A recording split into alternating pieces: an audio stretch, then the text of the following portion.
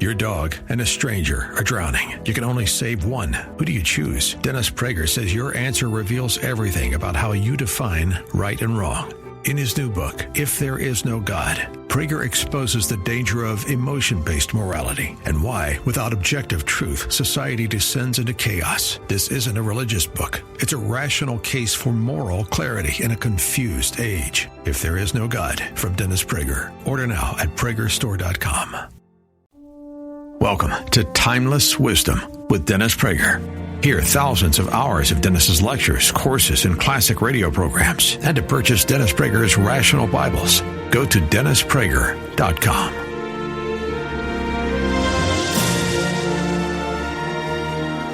Mr. Dennis Prager. Thank you. Hi, everybody. Does anybody know here, or Susan or anyone, what number this is for me speaking to this group? The 17th time? I began in high school, and it's amazing how time flies. Wow, 17? That's really something. Well, hi, everybody. It's something that means a great deal to me, because there's a proof of that. The proof is that I'm here. We don't get paid for this. We come out here because we love this country and believe that you are going to be among its leaders. And I don't mean you have to be president or senator. You're a leader, in my opinion, if you raise a good family and you touch your friends' lives and you touch your kids' lives. The notion that the only way to better society is through the political realm is alien to my thinking and alien to actually the American ideal. The world is made worse in grand numbers by individuals. In other words, it's a lot easier to do a lot of evil in your life than a lot of good. The way we do good in this world is overwhelmingly one by one by one. I give you a very simple analogy, the freeway. In order for the freeway to keep running, to keep the traffic flowing, tens of thousands of drivers have to drive properly. You can stop an entire freeway. One person can stop the entire freeway through driving drunk or driving recklessly. So the ability to keep the freeway moving is one by one by one, but just one person can ruin the whole freeway. That's the way that life works. So as important as quote-unquote leaders are, what millions do individually is always infinitely more important. Anyway, I want to talk to you about, and I always debate because I am as happy to talk about the differences between men and women as I am about happiness, two subjects I talk about on my national radio show regularly. But my biggest concern right now is what I just have my book published on, and it's called Still the Best Hope, and the subtitle is actually Why the World Needs American Values to Triumph. I believe that the greatest set of values to make a good society, a kind, decent, fair, open society, were developed under what's called American values. And they are better for the people of Ecuador, the people of Burma, the people of China, the people of Zimbabwe. I think that these values, I'm certain that these values are applicable to any country, and they are what I call American values. And I'd like to explain them to you because they are almost never clearly explained. When you hear what I have to say, you can say you differ, but at least you will know what you're differing with. This is not, I don't appeal to your emotions, I'm appealing to your brain. And I didn't know these values until about 20 years ago, even though I had majored in history, I had studied American history, and I had studied American life. And if you'd have said to me, okay, is there such a thing as American values? I'd have said, sure. And then you'd have said, okay, what are they? And I would have rambled on for about 10 minutes. And as your eyes began to roll, I would realize that I had not made any point because I couldn't make it myself. Incidentally, just a piece of advice. You want to think more clearly? I have a foolproof method. Write. If you want to see what your face looks like, what do? You look in a mirror. What if you want to see the way your mind looks? Where do you look? In your writing. MRI is the brain, not the mind. And so you want to know what your mind looks like, then write. And if you don't write clearly, it means you don't think clearly. It's no knock on you. That's the human condition. Most people don't write clearly. So it's a very good test. In other words, if you had to write, this is what I believe about. And I don't care what it is. About my parents, about my siblings, about my religion, about my school, about my teacher, about myself, about the movie I just saw. I mean, watch a movie and then write a 250-word little essay. What was the meaning of that movie? Be very interesting, good exercise. But you got that, just in case you ever wanted to know how to attain clarity, the answer is largely through writing. Anyway, I couldn't write on it and I couldn't speak on it. And then one night, and this is exactly what happened. It's one of these amazing moments, they're called epiphanies, when, the proverbial light bulb goes on in your brain, or if you will, your mind. And what happened was, getting ready to go to bed, emptied my pants pockets, and sure enough, emptied them of the coins that were in my pocket, and there they were, the American values system. On every coin, for well over 100 years, America has been announcing to every American what our values are, and nobody bothered looking at it. Every coin and every paper bill has what I call the American Trinity. And that is liberty, in God we trust, and e pluribus unum. No other country in the world has those three as its values. You may like them, you may not like them, but that is the American value system, and I use the coin as proof that I didn't make them up. They precede me by 100 years. I didn't make this up. This is not novel. This is not new to me. All I have done is popularize and publicize and explain what this is about. Liberty, in God we trust, e pluribus unum. E pluribus unum is Latin for from many, one. And I will explain each of these three, and they are, to put it in a phrase that perhaps Washington and Madison might not have used, mind-blowing. They are mind-blowing because they work. They have produced a society that has done more good for humanity than any other. And I don't say this because I'm American. I say it because it's either true or not true, and it is true. If it weren't for the United States, two horrific, cruel systems of vast mass murder would have prevailed, communism and Nazism. We weren't the only ones who fought, but we were indispensable to the achievement of victory over them. The only reason that the southern half of Korea is not a concentration camp, most of North Korea is a concentration camp. It is a unique nation. It is one large prison. And the only reason all of the Korean peninsula is not a large prison is because 36,000 Americans died to keep at least half of Korea free. I don't know of another nation in the history of the world that has died in so many numbers for the liberty of people they didn't know. The average American never met a Korean, didn't even know where Korea was. They just knew one thing: totalitarians want to take over this peninsula. We Americans prefer liberty to totalitarianism. We will prepare to die for them, as we have, and we did in a war that you don't learn much about, but you should. It's the best example of selfless desire to liberate people, perhaps in world history, the Korean War. Everybody talks about World War II. You hear a lot about Vietnam, which, by the way, was motivated by the same thing. Save half of Vietnam from communist totalitarianism.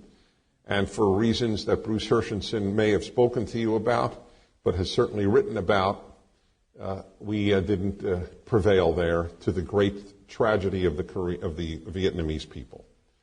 Okay, here they go. Liberty, in God we trust, e pluribus unum. First, liberty. This country was conceived in the belief that liberty, that the human being, the individual, should be free. Freedom is dependent, and this is key, on small government.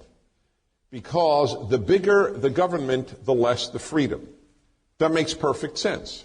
In New York City right now, there has been a suggestion made by the mayor of New York City that there should be a ban on the size of cups in which you can have a sugared drink. That mayor of New York City has suggested this, and he wants it to be the policy of New York City. You cannot get a Coca-Cola or a Pepsi-Cola or an orange soda or whatever it might be in a cup larger than 16 ounces. Because we have an obesity problem in the country, sugared sodas are a tremendous source of calories, useless calories at that. And so, for the good of the citizen, he will restrict your ability to get soda. Now, here's a great example of big government and less liberty. By the way, I completely sympathize with him. I have been drinking diet drinks since I was a kid. So I have great sympathy for the notion that it's a ridiculous amount of sugar for one, big, huge gulp that you finish in, 5 minutes or even less. I have total sympathy for the idea that you teach people about calories in drinks. I have no sympathy for legislating it. The reason I have no sympathy for legislating it is, as I have said on my radio show on a number of times, I would prefer to be obese and free than to be skinny and unfree. Okay? Between the two. I would rather be skinny and free. That's my first choice. However, if the issue is obese or free, I'll take free and obese. Or obese and unfree, I should say.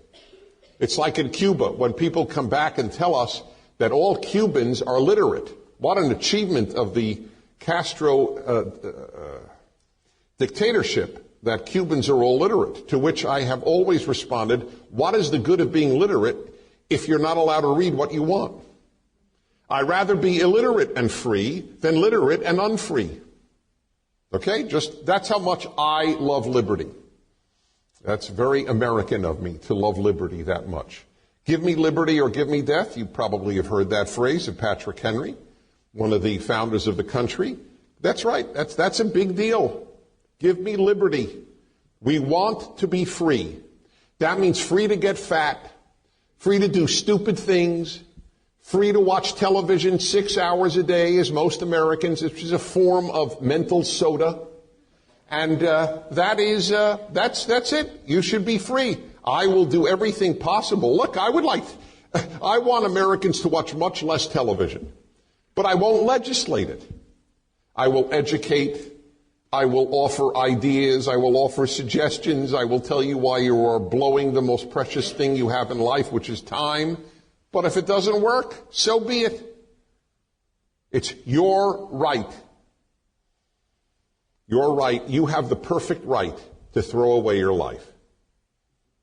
You have that, but it comes with the beauty of the perfect right to do whatever you want to make a good life as well. In Germany, you are not allowed to keep your store open after a certain time, like 6 o'clock at night, maybe even 5. You know why? Because it's unfair to the next guy who has a store.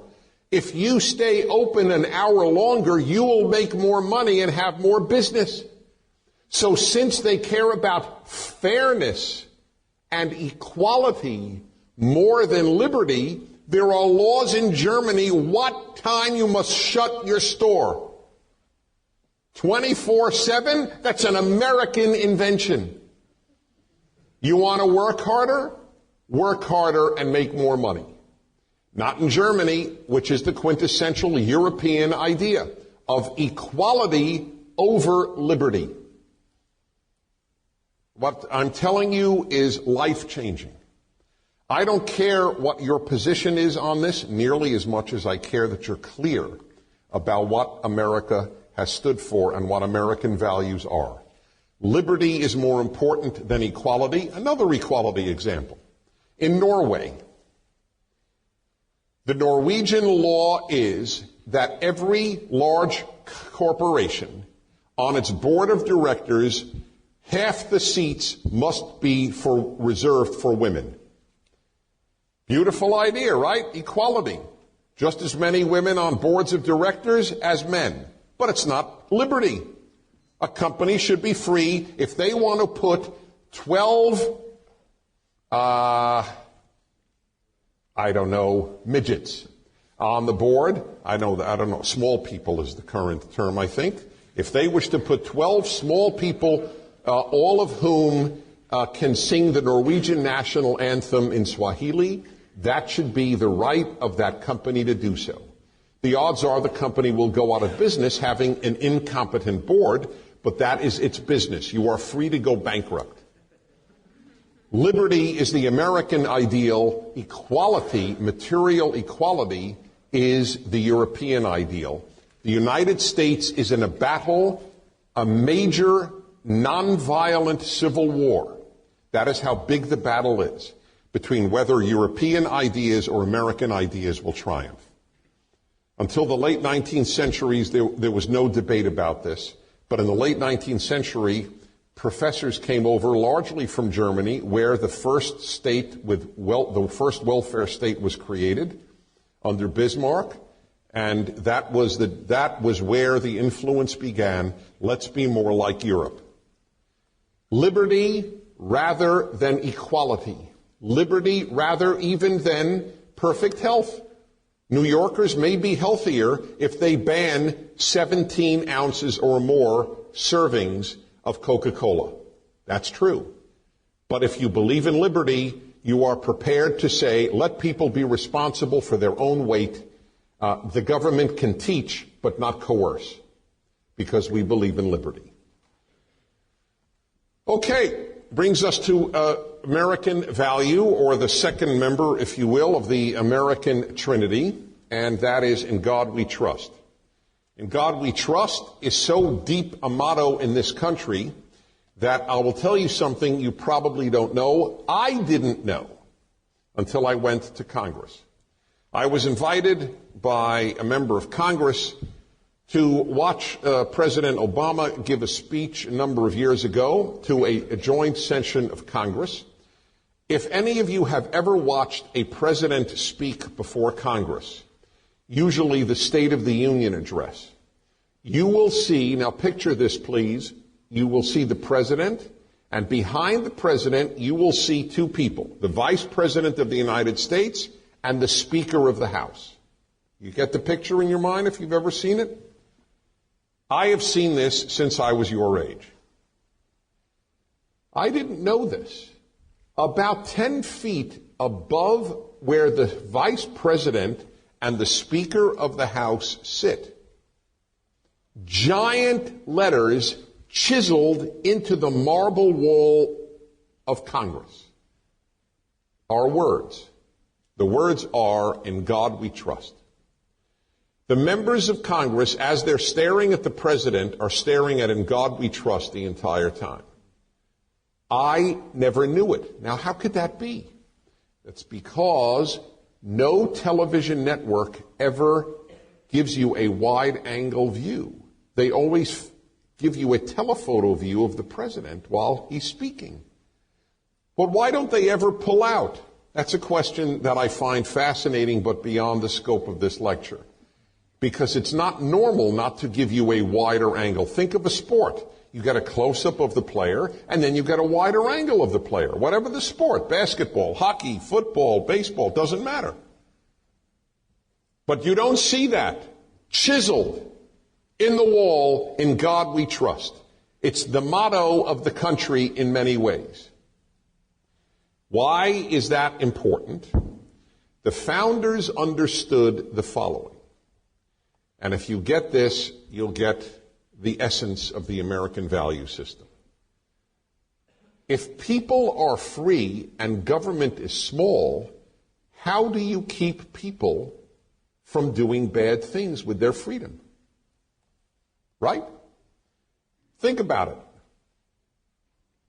What's going to prevent people from killing one another, from robbing banks, from mugging other citizens, if you have a very weak government?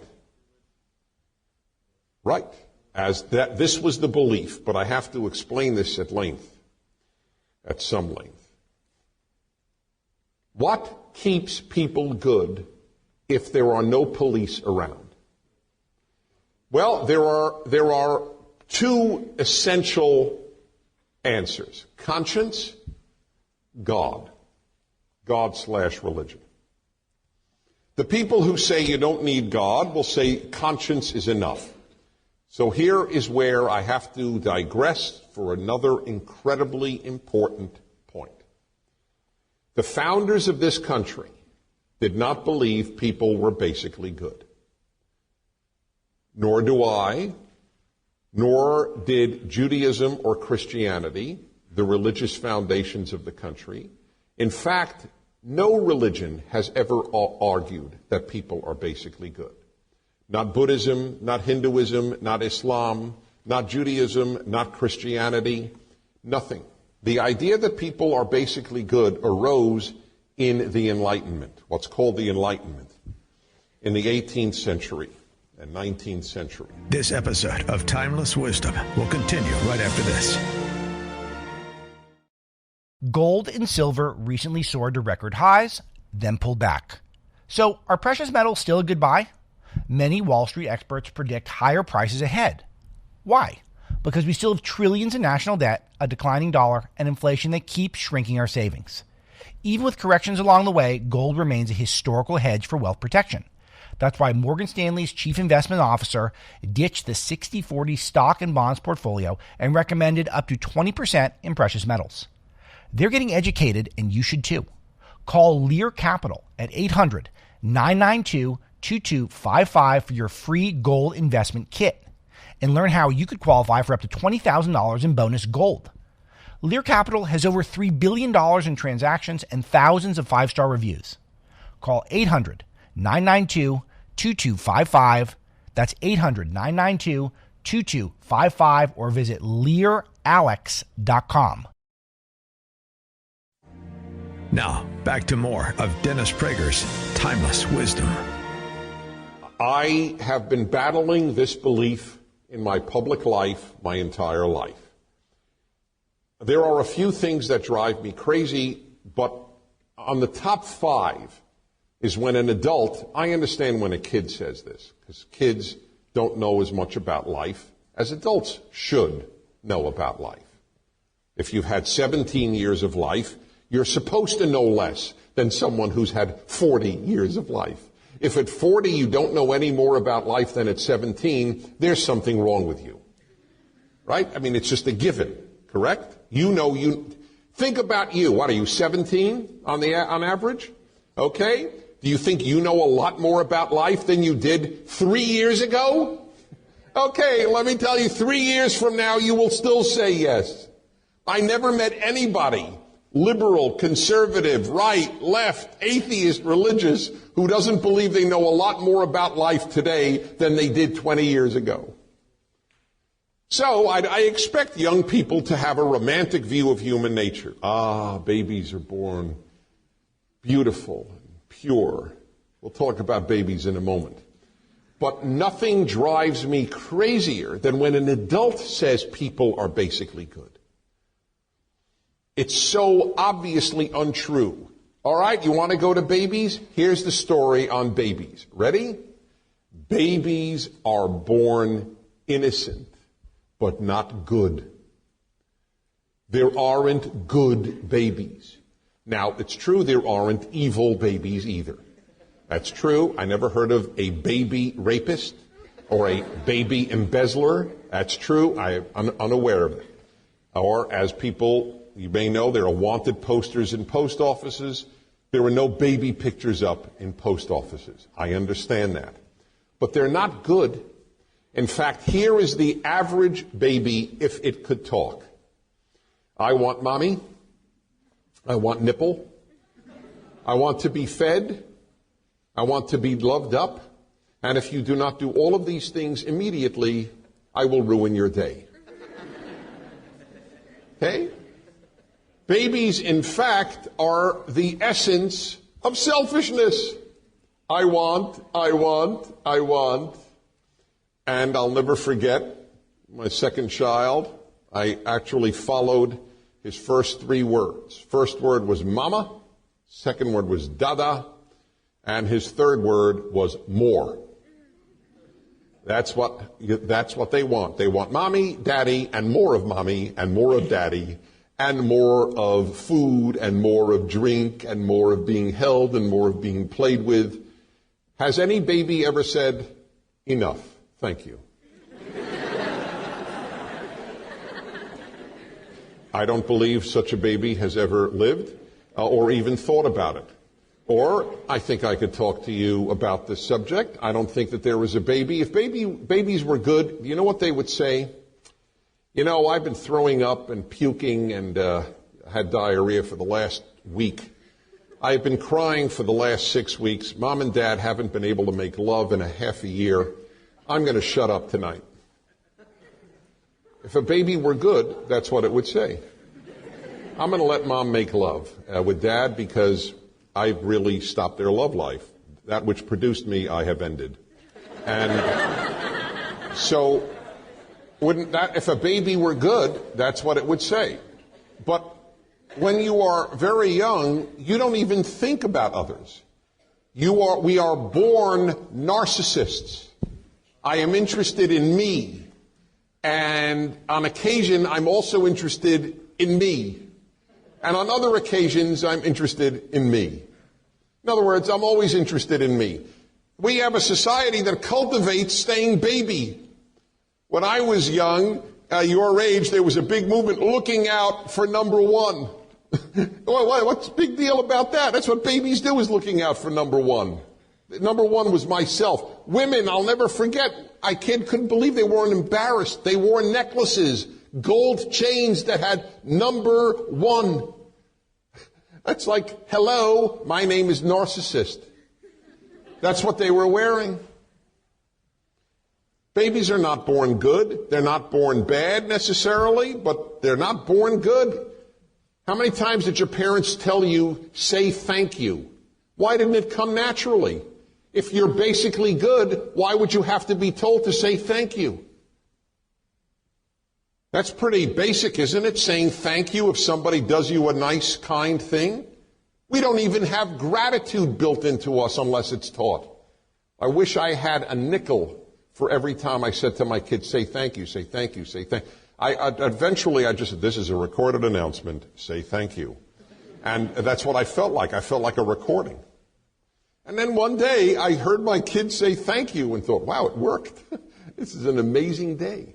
And I get such joy, really, I got such joy when I would see my kids sit in a restaurant and say thank you to the waiter or waitress. It was a big deal. You have to teach goodness. You ever see kids at a birthday party? There are cookies available. The kid takes as many cookies as possible. If they actually ate all the cookies they take, they would have to have their stomach pumped at a hospital. But they take it anyway. And then if you say, well, why don't you share it here with little Joanne? And the kid knows, no, they're mine. But he can't even eat all of them. No, they're mine. You have to teach kids to share. Very few kids share automatically. Because people are not basically good, something must control their behavior. You see, I don't believe that bad is unnatural. I believe that certain bad things, like I believe sadism is unnatural. I mean, to love excruciating pain in another, there's something, I admit, that there was awry there. But bank robbery, burglary, rape, You think that they are unnatural? A man takes a woman he is attracted to and grabs her for sex? That's not unnatural. It's just immoral. That's the whole reason we have morality. We have moral law because we need moral law to fight against human nature. Otherwise, who needs moral law? We wouldn't have to be taught good and evil. Just be told, do what your nature tells you to do. The founders understood, and everyone recognized we're not basically good. Therefore, we had a real conundrum in American thinking. If the government isn't going to stop you, if the king isn't going to stop you from doing bad, what will? And the American answer was a good and judging God. God judges your behavior, so you damn well better be responsible to this God of, if you will, at basic of the Ten Commandments. Thou shalt not murder, thou shalt not steal, etc., etc. And that was how America was founded. When I was a kid, and certainly well before I was born, there was a term Americans regularly used for a decent man or a decent woman. He or she is a God-fearing person. You never hear the term today because we live in a radically secular age. But that was the term. God-fearing meant a decent person. But as people don't fear God, they start to fear government, or you will have moral chaos. That's why in Western Europe, which is very secular, government is gigantic. The more secular the society, the bigger the government. So America wanted small government, but wanted a big God. And here is the unbelievable innovation of American values. The unbelievable innovation was God wants liberty. That's how the first two of the three values come together. It's astonishing. God wants us to be free? Wow. Declaration of Independence. We have certain inalienable rights, and they come from the Creator. Where else do inalienable rights come from? Where? DNA? Evolution? Where? There's no such thing as an inalienable right if there is no Creator who makes the inalienability. So this was, all the founders signed on to this. Some of the founders were religiously Christian, some were just God-centered, but they were all God-centered. All. And understood that without God and religion we're doomed, as indeed we are. Not doomed to hell, just doomed to making hell in this world. So, this is what they taught. God wants liberty. Let me give you a dramatic example of how this works in America. I was talking about, on my radio show a number of years ago, talking about some taxi drivers in Minneapolis at the airport.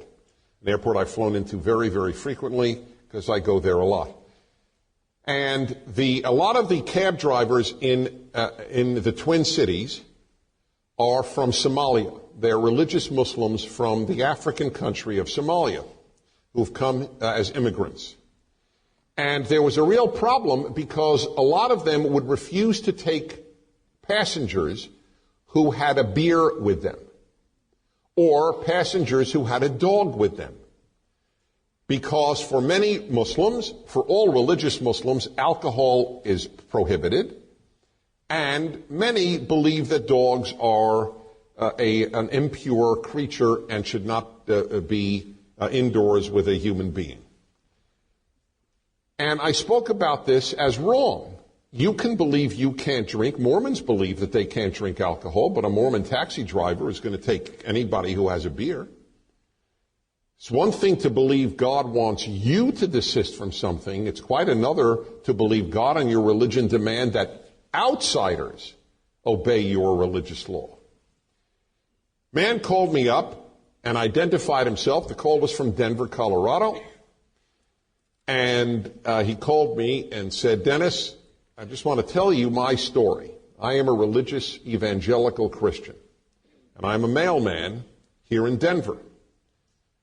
And I want to make your point with an illustration from my own life. I deliver pornography. I do. People who order or subscribe to pornographic journals. I am a mailman. I deliver the mail. And the reason is exactly what you said. Even though it completely violates my religious tenets, nevertheless, I believe God wants liberty. Powerful stuff, huh? Pornography is to an evangelical Christian what alcohol is to a religious Muslim. But in the Islamic world, the idea that God wants liberty did not develop, and in the United States, it did develop. Values are everything. Ethnicity doesn't mean a damn thing. Everything is values, which brings us to value number 3. E pluribus unum, from many one. It first meant from many colonies one country, but it immediately after that was retained, and it means from many ethnic origins, from many races, from many nationalities, one American people. We didn't live it because we had too much racism in American history, but we at least proclaimed an unbelievable idea. Your race, your ethnicity, your nationality don't matter. Blood doesn't matter. Skin color doesn't matter. Origins don't matter. You matter. And being American matters. You are all one.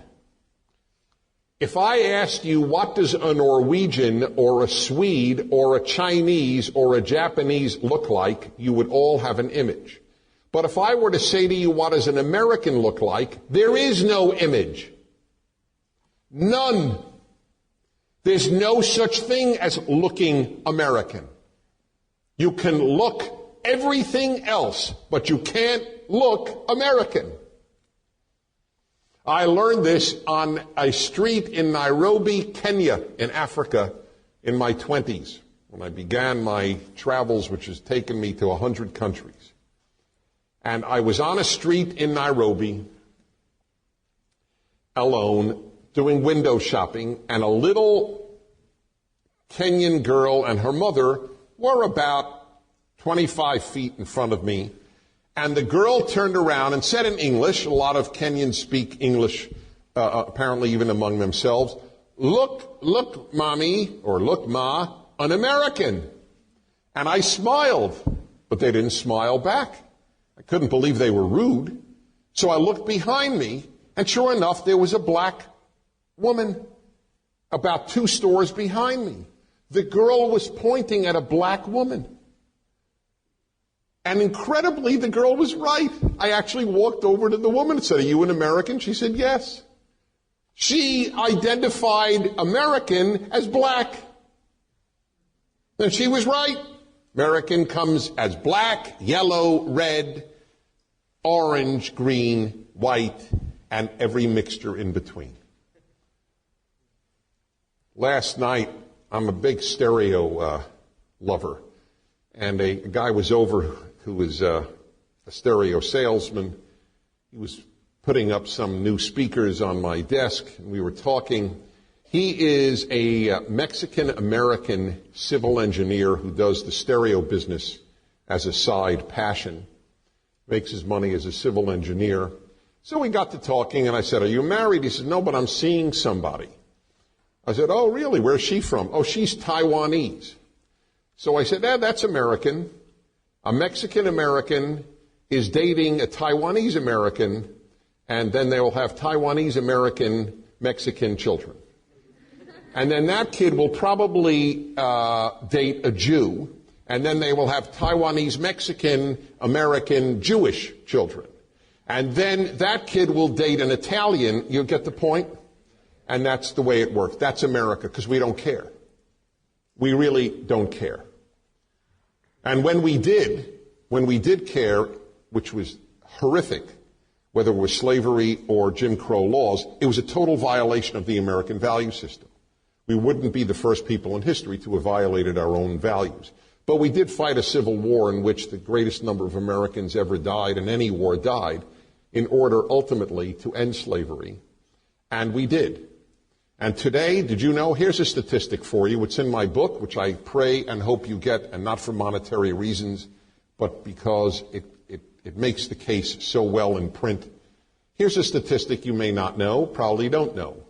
More black Africans have come to this country voluntarily as immigrants than came as slaves. That's a statistic you don't read about. But every American, black and white and middle and name, should know that. Because Africans know if you want to live a free life, you go to the United States. That's what everybody knows. That's why France gave us a Statue of Liberty. This is the country where ultimately it really doesn't matter where you're from. It's can you do the job. This episode of Timeless Wisdom will continue right after this. Gold and silver recently soared to record highs, then pulled back. So are precious metals still a good buy? Many Wall Street experts predict higher prices ahead. Why? Because we still have trillions in national debt, a declining dollar, and inflation that keeps shrinking our savings. Even with corrections along the way, gold remains a historical hedge for wealth protection. That's why Morgan Stanley's chief investment officer ditched the 60-40 stock and bonds portfolio and recommended up to 20% in precious metals. They're getting educated, and you should too. Call Lear Capital at 800-992-2255 for your free gold investment kit and learn how you could qualify for up to $20,000 in bonus gold. Lear Capital has over $3 billion in transactions and thousands of five-star reviews. Call 800-992-2255. That's 800-992-2255 or visit LearAlex.com. Now, back to more of Dennis Prager's Timeless Wisdom. A professor at Tufts who spent much of his life in U.S. aid to Latin America wrote a book, Who Succeeds? And he asked a very interesting question. With all of the raw materials in South America, with all the land in South America, why didn't South America prosper like the United States did, or indeed like North America? And his answer was largely familism, discrimination on the basis of family. Because in Latin America, they didn't trust people outside the bloodline. In America, we couldn't care less if you're related. The question is, can you do the job? Not what your blood is. E pluribus unum. From many, one. From all backgrounds, one. I have a quote in my book from the President of the Republic of Georgia. It's a little country bordering Russia. He was in the United States a few months ago. Just as I was submitting my final draft of my book, I entered this the last day before HarperCollins said was the deadline. I heard him say he spoke English fluently. He said, I was at a business, I don't remember where in America, and he said, it's amazing. I saw Asians and I saw Africans and I saw every color. But you know what I really saw? Americans.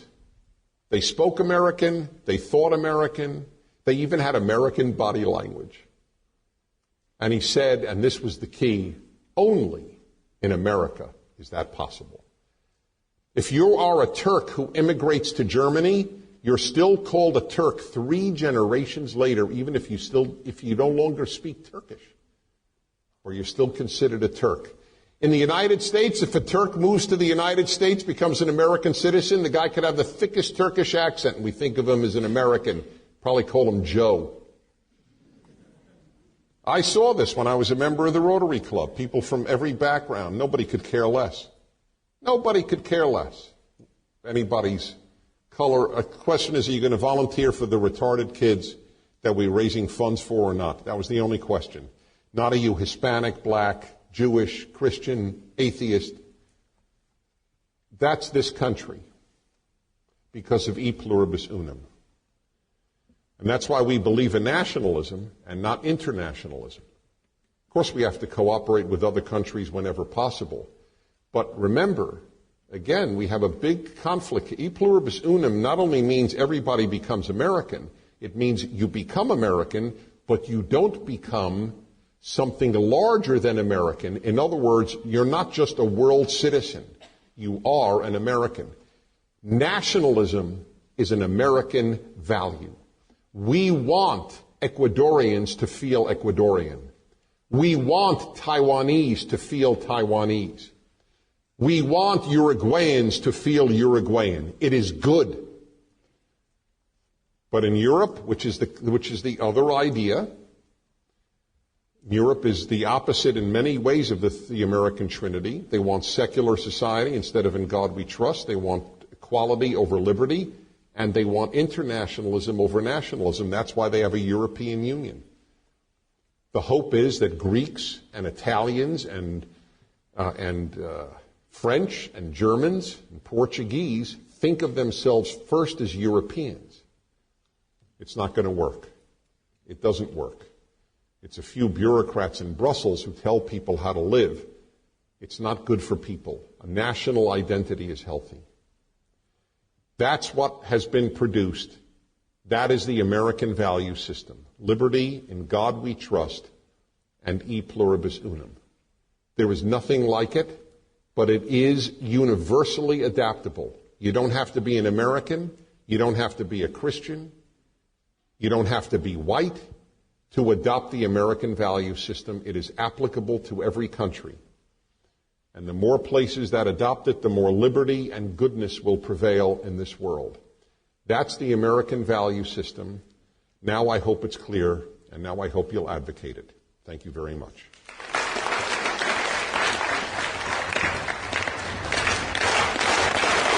Thank you.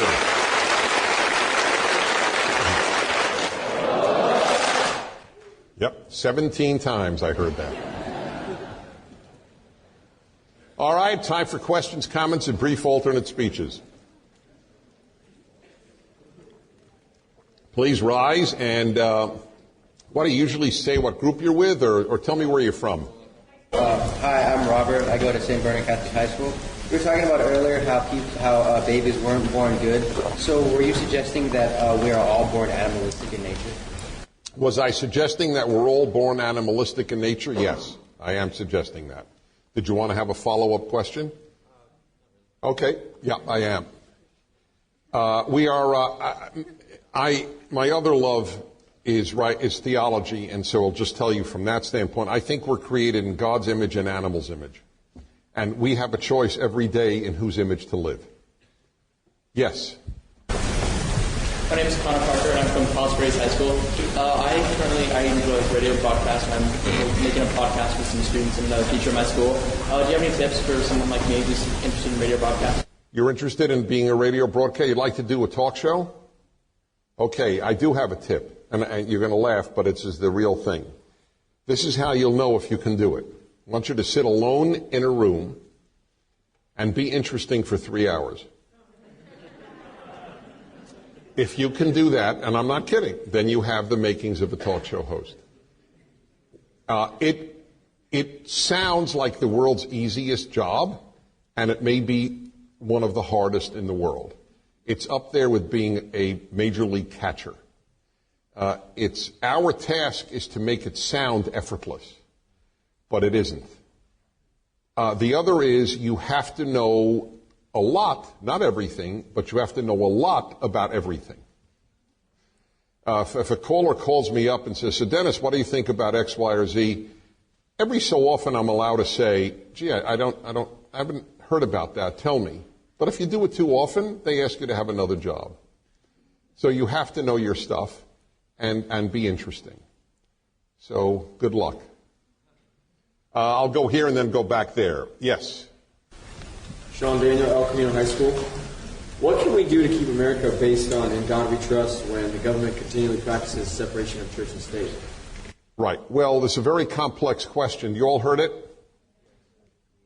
It's a complex question because the phrase itself, separation of church and state, appears in no constitutional document. It's not in the Constitution.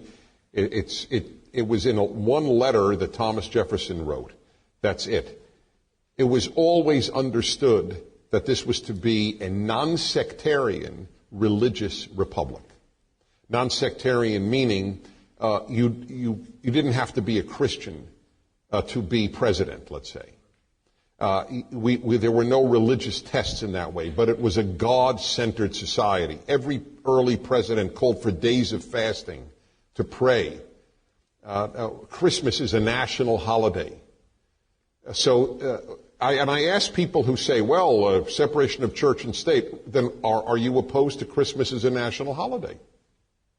And the truth is they say they are. The ACLU is opposed to Christmas being a national holiday.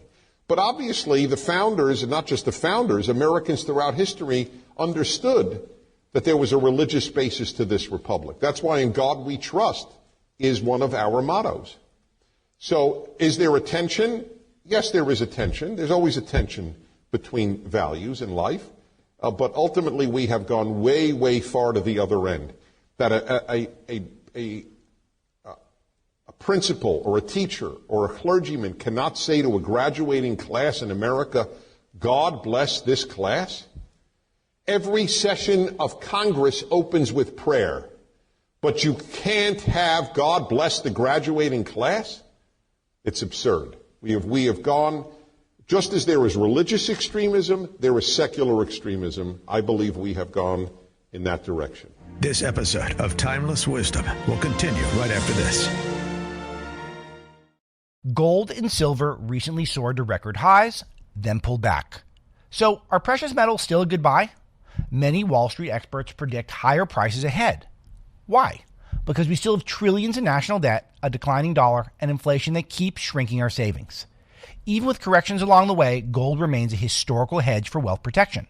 That's why Morgan Stanley's chief investment officer ditched the 60-40 stock and bonds portfolio and recommended up to 20% in precious metals. They're getting educated, and you should too. Call Lear Capital at 800-992-2255 for your free gold investment kit and learn how you could qualify for up to $20,000 in bonus gold. Lear Capital has over $3 billion in transactions and thousands of five-star reviews. Call 800-992-2255.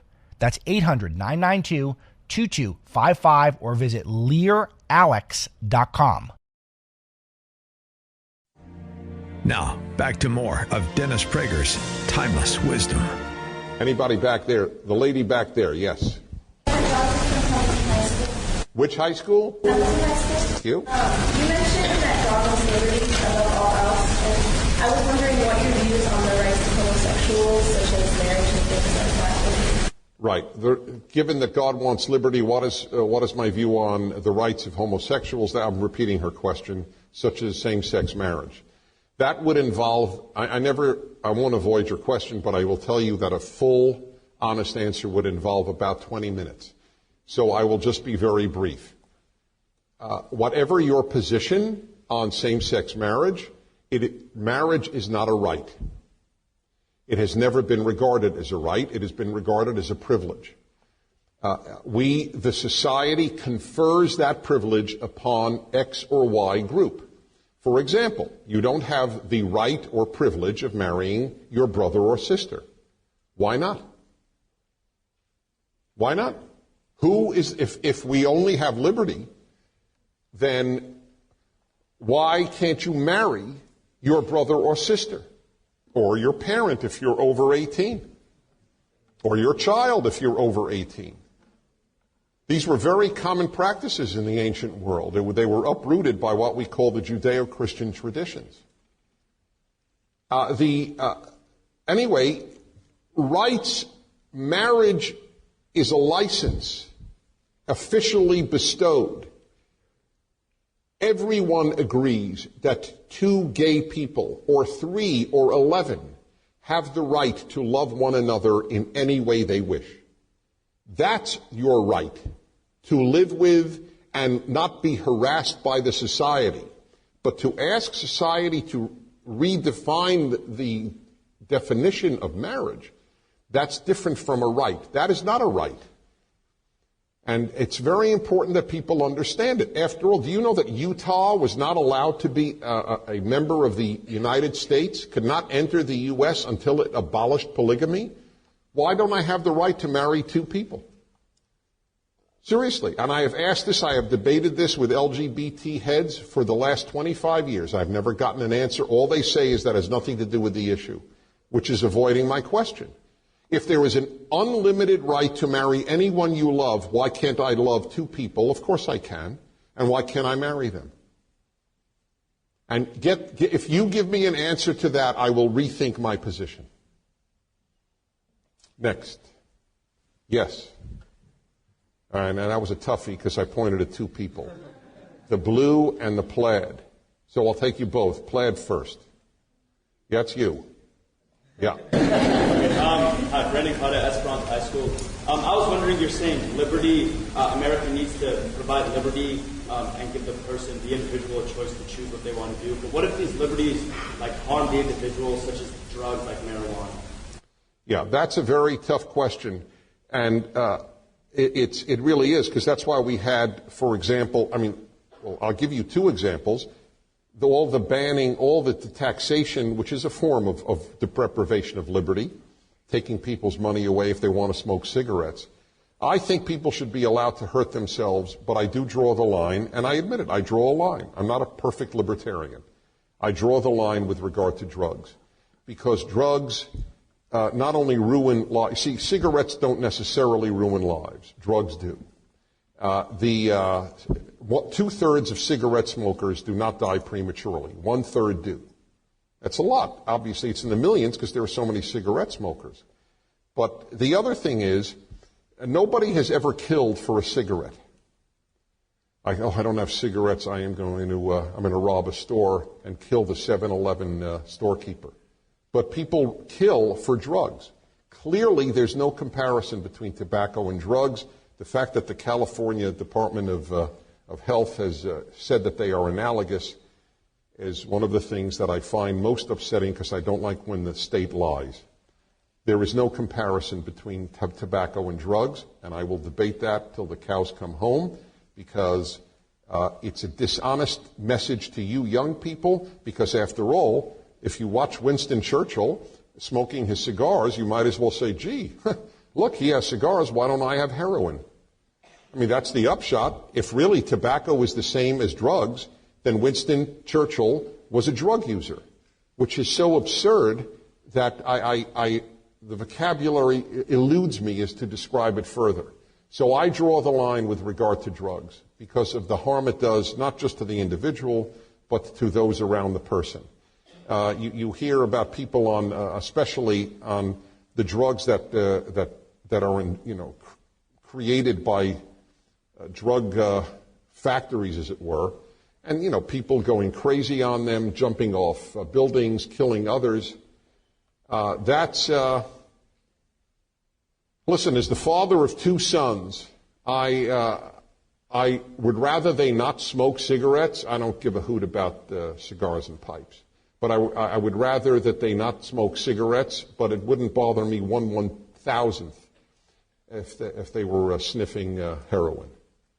And any parent who says it makes no difference to me if it's a cigarette or it's heroin is sending such a bizarre message to their child that I don't know what to say. Blue shirt. Robert Ailson from San Diego, California. What you were saying, you were talking about having liberty and the government stepping back and having more freedom for Americans. And I was kind of thinking, talking about a free market. If you have completely no government regulation in business and stuff, then businesses can become very large and make monopolies. And I would think that would make less freedoms for other people that want to start their own businesses, because the monopolies already have control over that one thing, and they can't get a chance in the what's it called, when you like sell stuff. They can like get a chance if they're like already. Right. Let me just say quickly, I agree with you. I am not an anarchist. Only an anarchist says no government. I'm just saying that at a given point, as government enlarges, liberty diminishes. I don't think it's a debatable statement.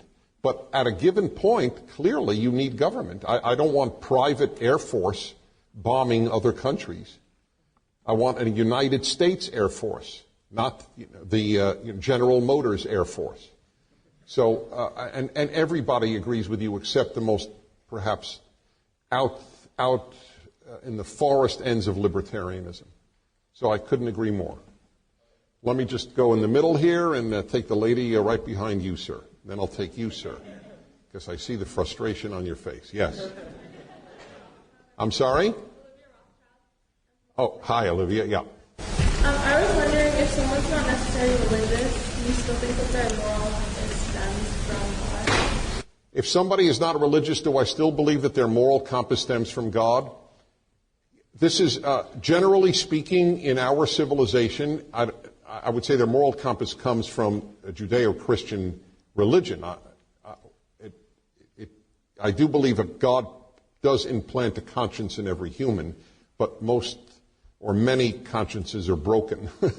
But yes, my view is it's not original to me, and I wish I knew the person who it was original to, because I always cite sources. But somebody else came up with the idea of cut flower ethics. Ethics are nurtured in a soil. So are flowers. If you take flowers out of the soil from which they grew, will they live? No. You know that they will die. But they don't die immediately. They look like they're living, right, for about, a few days, a week. So too ethics. You cut them off from the religious soil that nurtured Western ethics, and they look like they're living. But just like the flower, ultimately they will wither and die. Remember, and people don't know this, so maybe remember is the wrong word. Again, this is in my book, Still the Best Hope, where I make this case. The vast bloodshed and sadism of the 20th century all came from secular movements, communism and Nazism.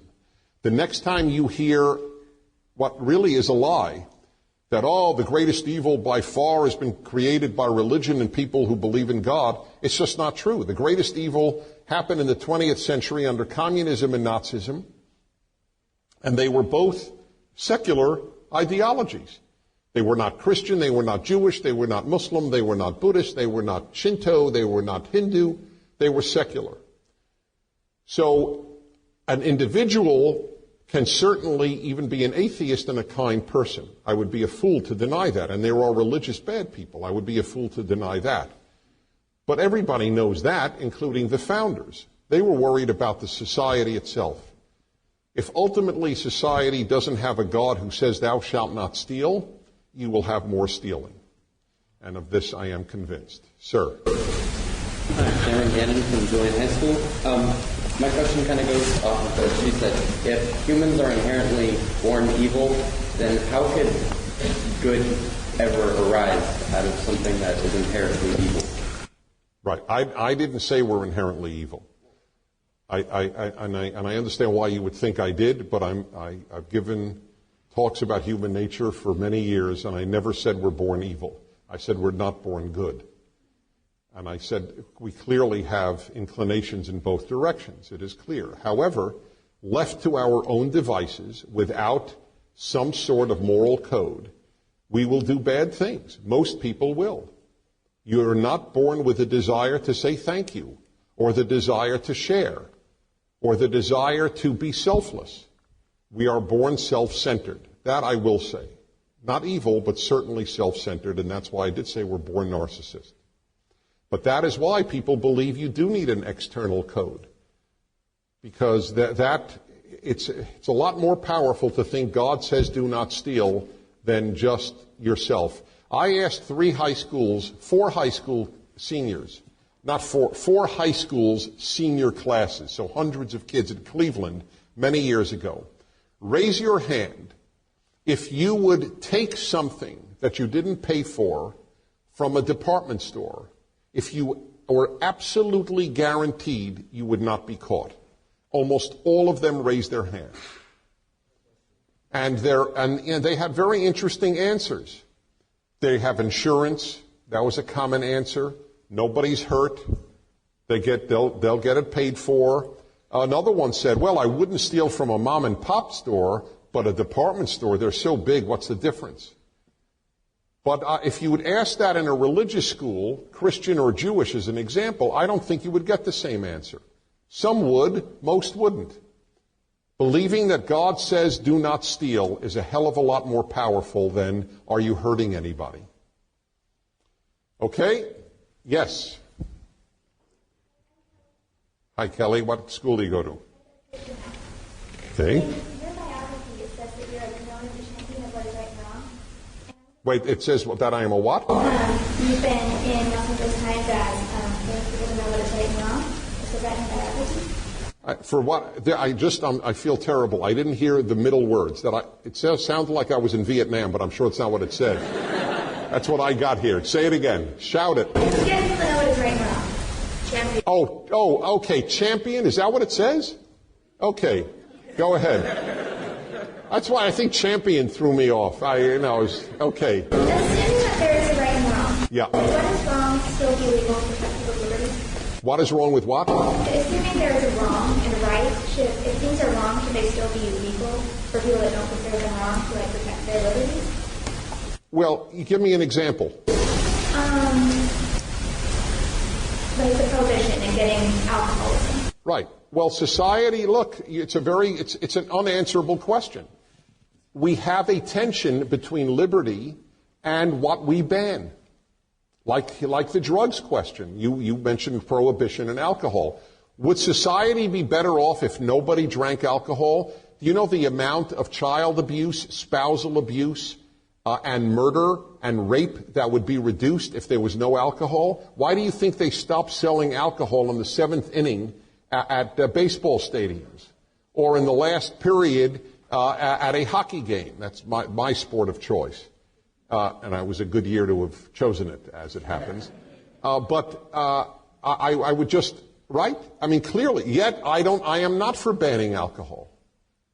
With all the terrible things that result from alcohol, I am still for allowing it to be drunk. These good people can differ on what you ban and what you allow. My point is to explain to you simply, this is the key, that liberty is at tension with other values. Health is one of them. Equality is one of them. And America has generally chosen liberty over all other values and hope that the individual will not get drunk. The individual will not drink 3 Coca-Colas a day, etc., etc. Okay? Good. I'll just keep alternating. So you two, and then we'll go. Yes? The 2 women as it happens. Yes? Hi. Okay, so I just want to I'm glad you're here from Qualified High School. Yep. And I wanted to catch up on the question about marriage between homosexuals. You brought up the point of polygamy, and I think at the time when Utah was becoming a state, when it was men and women were viewed as equal. So in polygamy, only a man can have several wives, and I think that's why it's kind of output out there, because why can't I have several husbands? So let me ask you, if women could have several husbands and men could have several wives, you would be for allowing it and calling that a marriage in America? If it was equal, why not? Okay, this is exactly, you're consistent. This is exactly what will happen once, or if, I don't know if it will happen, but if indeed marriage is redefined to be same sex as well as opposite sex, the next thing to go within 10 years will be monogamy. It has to. If we can't tell people what sex to marry, how can we tell them what number to marry? And you are a living example of that thinking. And I'm not saying this in any way except respectfully. You are being more consistent than the people I debate. They said, oh, no, we're not for polygamy, we're just for same-sex marriage. But that's inconceivable. It makes no sense. You make sense. So if a woman wants to marry 4 men and they're up for it, who are we to say you can't marry? Okay, thank you. Yes. My name is Camila Sally. I go to Santa Monica High School, and I would like you to elaborate more on the African immigrant statistics. You'd like me to elaborate more on the African immigrant statistics? Yeah, the statistics were actually given in the New York Times. The source is in my book. And remember, here's the amazing thing. We have very strong limits on the number of immigrants from anywhere, Europe, South America, Africa. If the number of Africans who wished to emigrate to the United States were allowed, it would be 5 times the number of slaves who came here. This is with all the limitations, the number of free blacks over enslaved and kidnapped blacks have come here. That we don't celebrate that fact is a very sad thing to me. It's a very big statement about the way in which people see the United States. And its causes, I'm totally open. And I have found it to be always the best policy. There is a certain tension between Africans who have just come here and African Americans who have been here for generations on their views of the United States. Exactly over this issue. Many Africans say, what are you talking about? This is the greatest place in the world. And many African Americans say, what are you talking about? Do you know about Jim Crow? Do you know about racism? Do you know about this and that? So it's not my battle to wage, but my battle, first and foremost, is to tell what is true. And that statistic is available easily. You could Google it or preferably get my book. Thank you. Let me see. I didn't do in the center section. Mr. Yellow. Oh, you're pointing to Mr. Blue. Very nice. Mr. Blue, please rise. Hi, I'm Austin Ford from Arcadia High. And I was curious how you feel we should go about restoring the American values. How should we go about restoring them? The number one thing is to know them. That's why I come here, because I believe that it will matter. And that's why I wrote my book. I could have written an instant bestseller writing on men and women, which is a big issue of mine on my radio show. My last book was a bestseller on happiness. This is doing very well. But I wrote this. It was the hardest thing I ever did. But my heart is in this. And when you reach 60, you start thinking, how much time do you have left? I'm totally honest with you. Now, my parents, my father will be 94 next month, and my mother died at 89. I got good genes, but you still don't know. You don't know either. I mean, there are drunk drivers that don't distinguish by ages. Anything could happen. And it's, by the way, I've always said to people, if you think you're going to die in a year, how much TV will you watch? It's just something you should think about. If you were a lawyer in Switzerland wrote such a book. He was told by his doctor he had a year to live, and he wrote a book on how he changed his life. It's good to think you have a terminal illness, which you do. It's called life. And it is absolutely worth thinking that way, because when you think that I have unlimited time, you will spend a lot more wasting it. I don't know how I got to that. What was your original question? Oh, yes. How do we spread the values? You spread the values by learning them, learning how to articulate them, and then X tells Y and Y tells Z, and then it works. But I'm telling you, that's why it does my heart good to be in front of so many of you at this time on this subject. Yes, sir. Okay, then I'll go to you. Yeah. Jeff Burrows, sir, from Maranatha High School. We were discussing in our draft group the other day how, looking at society, you can kind of tell there's a bit of a pattern from going at a bit of a horizontal perspective where we go back and forth from, say, genocide or war or economic troubles.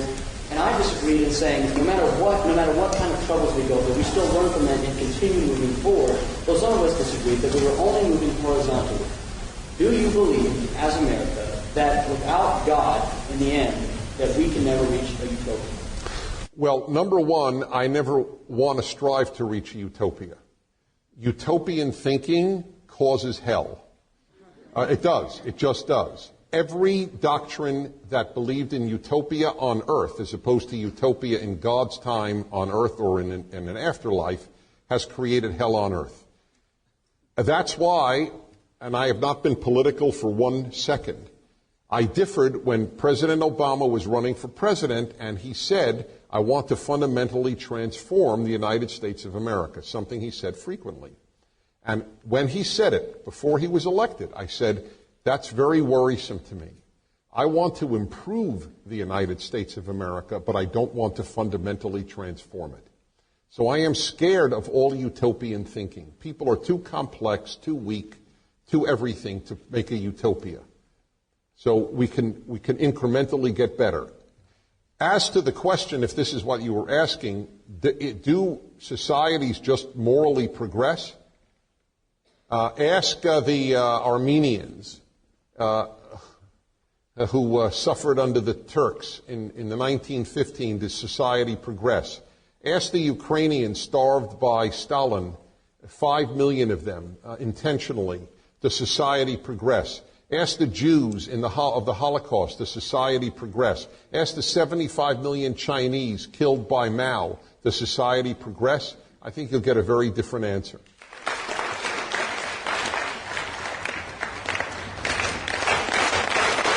Thank you.